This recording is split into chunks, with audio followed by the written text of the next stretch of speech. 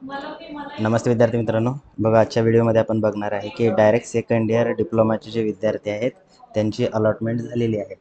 काही विद्यार्थ्यांना अलॉटमेंट झालेली आहे, काही विद्यार्थ्यांना अलॉटमेंट झालेली नाही. ठीक आहे, तर अलॉटमेंट झाल्यानंतर तुम्हाला फ्रीज नॉट फ्रीज कसं करायचं याचा व्हिडिओ आजचा आहे. बेटरमेंट म्हणजे काय, फ्रीज म्हणजे काय आहे ना. तर सगळ्यात अगोदर तुम्हाला काय करायचं आहे, रजिस्टर्ड कॅन्डिडेट लॉग इन करायचं आहे. आय डी पासवर्ड टाकल्यानंतर तुम्हाला कॅप्चा टाकायचा आहे, त्यानंतर लॉग इन करायचं आहे. लॉग इन केल्यानंतर अशा प्रकारचा इंटरफेस तुमच्यासमोर ओपन होईल.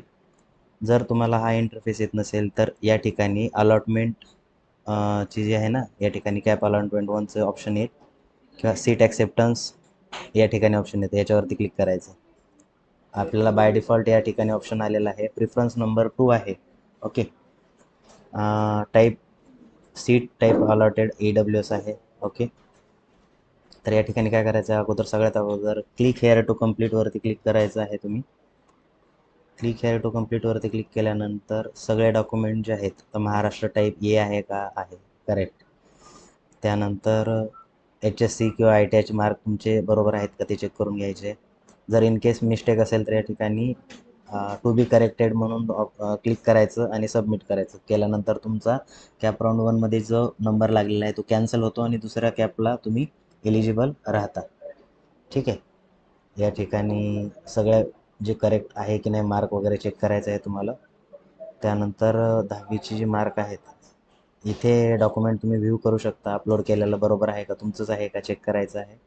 असेल तर करेक्ट व्हेरीफाय करायचं आहे. त्यानंतर ITIची मार्कशीट पण चेक करायची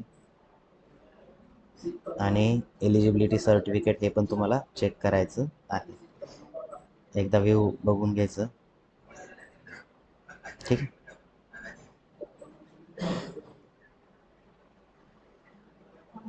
आता या ठिकाणी आपल्याला काय इथं नोट येते बघा तुम्हाला, LC will be required at the time of institute reporting. म्हणजे ज्या दिवशी तुम्ही कॉलेजमध्ये ॲडमिशन घ्यायला जाल त्या दिवशी तुमच्यासोबत लिव्हिंग सर्टिफिकेट पाहिजे. लिव्हिंग सर्टिफिकेट म्हणजे TC. ठीक आहे, तर यानंतर काय करायचं, तुम्हाला प्रोसीड टू नेक्स्टवरती क्लिक करायचं. प्रोसीड टू नेक्स्ट केल्यानंतर तुम्ही जाता नेक्स्ट स्टेपवरती. या ठिकाणी तुम्हाला 2 ऑप्शन मिळतात. पहिलंवालं जे आहे ते बेटरमेंट, दुसरंवालं आहे ते फ्रीज. फ्रीज म्हणजे काय, तर तुम्हाला जे ऑप्शन लागलेलं आहे, तुम्हाला त्या कॉलेजला जर ॲडमिशन घ्यायचं असेल तर तुम्ही फ्रीजवरती क्लिक करायचं. आणि जर तुम्हाला हे ऑप्शन सेव्ह ठेवायचं आहे आणि पुढच्या राऊंडला जर जायचं असेल तर तुम्ही बेटरमेंटवरती क्लिक करायचं आहे ना. बेटरमेंट केल्यानंतर काय होतं, तर या राऊंडमध्ये जे तुमचं ऑप्शन आहे ते सेव्ह राहतं, प्लस तुम्ही दुसरा राऊंड अटेम्प्ट करू शकता. ठीक आहे, आय होप तुम्हाला समजलं असेल. ओके, आता बेटरमेंट करायचं की या स्टुडंटला काय करायचं आहे, मेकॅनिकल ब्रँच मिळालेली आहे तर त्याला मेकॅनिकल ब्रँचच पाहिजे होती. त्यामुळे या ठिकाणी आपण काय करणार आहे, फ्रीजवरती क्लिक करणार आहे. फ्रीजवरती क्लिक करून म्हणजेच तो ॲडमिशन घेणार आहे. ठीक आहे, आता एकदा तुम्ही फ्रीज केलं आणि नंतर तुमचं मन बदललं की मला या कॉलेजला घ्यायचं नाही आहे, इथं हॉस्टेल चांगलं नाही आहे, तर असं चालणार नाही.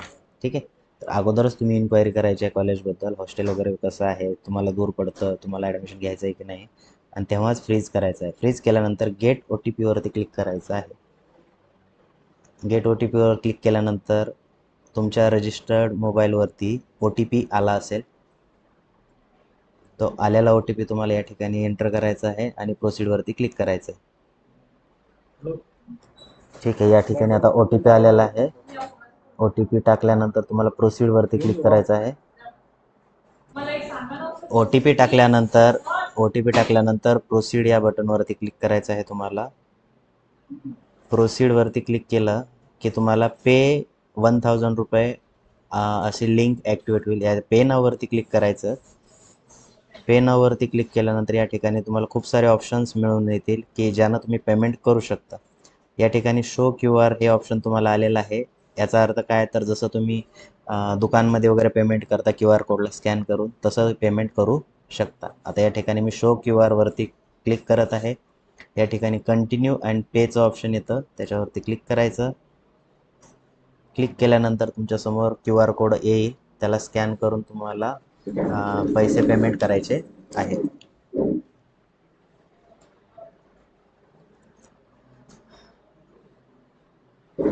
या ठिकाणी पेमेंट कंप्लीट झाल्यानंतर तुम्हाला या ठिकाणी मेसेज येईल.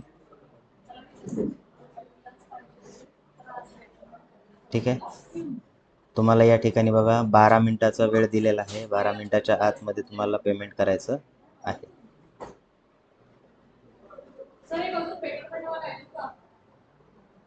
अशा प्रकारे तुमचं पेमेंट जे आहे ते कन्फर्म झालेलं आहे असा मेसेज येतो तुम्हाला. ठीक आहे, पेमेंट कन्फर्म झाल्यानंतर तुम्हाला डायरेक्टली प्रिंटचं ऑप्शन येईल, जे की तुमचं काय म्हणतो आपण अलॉटमेंटची प्रिंट असेल. ही प्रिंट घेऊन तुम्हाला कॉलेजमध्ये जावं लागतं. ठीक आहे, ही अशा प्रकारची प्रिंट असते आणि ही प्रिंट घेऊन तुम्हाला काय करायचं, याला प्रिंटचं ऑप्शन द्या. प्रिंट काढायची याची आणि प्रिंट काढल्यानंतर ही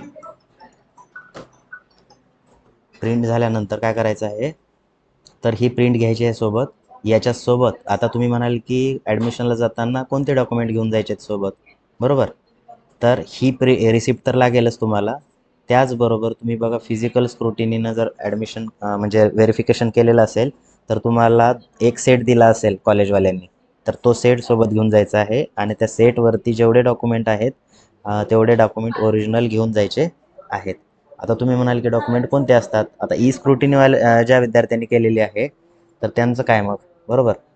तर त्यांनी काय करायचं आहे बघा, या ठिकाणी ऑप्शन येतं रिसिप्ट कम ॲक्नॉलेजमेंट. याच्यावरती क्लिक करायचं आणि याची प्रिंट घेऊन जायची आहे. ठीक आहे, आता याच्यामध्ये बघा तुम्ही म्हणाल की सर आम्हाला डॉक्युमेंट कोणते घेऊन जायचे आहेत, बरोबर? तर इथे तुम्हाला दिसत आहे document list of submitted document at the time of verification FC. तर हे 5 डॉक्युमेंट तुम्हाला घेऊन जायचं आहे कॉलेजला. ठीक आहे, कोणतं तर 10वीची मार्कशीट, नंतर TC त्याला म्हणतो आपण LC स्कूल लिव्हिंग सर्टिफिकेट, त्यानंतर certificate of nationality, ITI marksheet आणि इलिजिबिलिटी ऑफ EWS सर्टिफिकेट.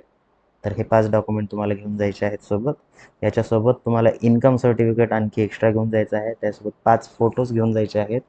ठीक आहे, तर एवढे डॉक्युमेंट घेऊन तुम्हाला तुम्हाला ज्या कॉलेजमध्ये नंबर लागलेला आहे त्या कॉलेजमध्ये जायचं आहे.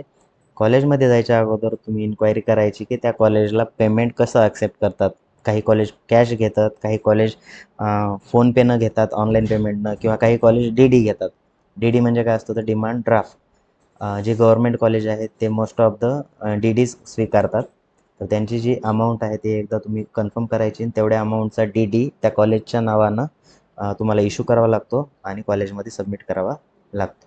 ठीक आहे, तर एवढी प्रोसेस असते विद्यार्थी मित्रांनो ॲडमिशन घेतल्यानंतर. आता ज्या विद्यार्थ्यांनी बेटरमेंट केलेलं आहे अशा विद्यार्थ्यांना कॉलेजमध्ये जाऊन रिपोर्टिंग करायची गरज नाही, फिजिकल FCला जाऊन रिपोर्टिंग करायची गरज नाही. त्यांना फक्त बेटरमेंट करून 1000 रुपये भरायचे आहेत. ते रिसिप्ट तुमच्याकडे ठेवायची आहे फक्त. आणि दुसऱ्या कॅप राऊंडचे ऑप्शन फॉर्म जेव्हा भरायचे असतील त्यावेळेस तुम्हाला तो ऑप्शन फॉर्म सिम्पली भरायचा आहे. ठीक आहे, आय होप तुम्हाला सगळी इन्फॉर्मेशन समजली असेल. या व्यतिरिक्त जर तुमच्या मनामध्ये काही डाऊट असेल regarding direct second year diploma admission तर तुम्ही कमेंट बॉक्समध्ये मेन्शन करा.